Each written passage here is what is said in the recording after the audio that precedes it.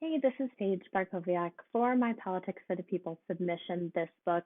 I'd like to do a video and mix it up a little. As I was reading the novel, for me, words that I could write didn't really compare to what was written. So I felt like a video might be a good medium to get across some highlights and importance I felt throughout this book. So for me, this book highlights the importance of understanding the intersections of all of these issues we have as a country and how all of the approaches to these significant problems have to be interconnected. Reading this book also reminded me that the story for 200 years ago is the exact same story we're experiencing today.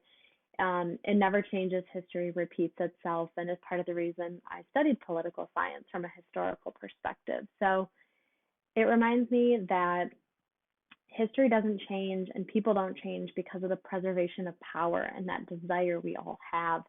Especially in chapter 2, it felt like we know power is never going to be conceded without a demand. And I loved that piece in the beginning of chapter 2. The rest of chapter 2 really outlines why power is preserved and why people want to hold on to it, especially for this book, outlining the demands and the work that Blacks had to do and still are continuing to this day to achieve that balance of power. This book reminds me that this is a history class I was never able to take, and the systemic racist policies from requiring different owning property and residency for Black and white people proves to me how racist our system was built from the beginning.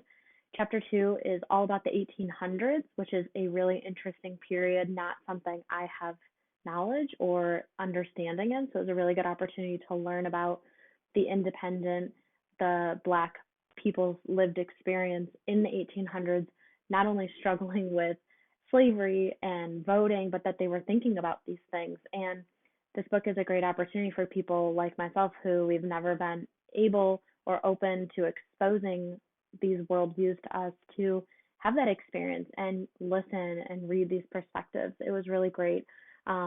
I was really personally excited to learn about the Black petitioning efforts that were really big in the early 1800s. From my experience in Michigan with Voters Not Politicians, doing ballot drives and having that campaign experience, I was really excited to hear stories from the 19th century ballot drives and how a lot of the struggles are shared. I also was very disappointed with the states immediately making it more challenging for Blacks with new requirements every time Blacks were nearing success or nearing something. They continue to put restrictions and limitations on petition drives specifically, but we see this throughout history. And again, it's another reinforcement that our system makes rules to preserve people who are in power. And at this time in chapter 2, it's white males are making all of these rules to preserve their power. And I'm filled with deep sadness that for so long in our country, people and politicians have felt that the political game is somehow a zero-sum game and that not all of us can succeed unless you're not succeeding the same amount. I struggle with that because we know that we can all succeed together, and that just because I'm getting the right to vote does not mean a white male is not getting the right to vote. So chapter 2 was a really great opportunity for me, and I feel deeply honored that I was able to read these stories of Black Americans pursuing the abolishing of slavery and pursuing the right to vote and to find their political identity in our political system, right? It's a refreshing reminder that our political system was built by white people for white people. And it is time, in my opinion, for our political system to be revolutionized and to change because we owe it to our neighbors and for all Americans to feel like they have a home in our political process.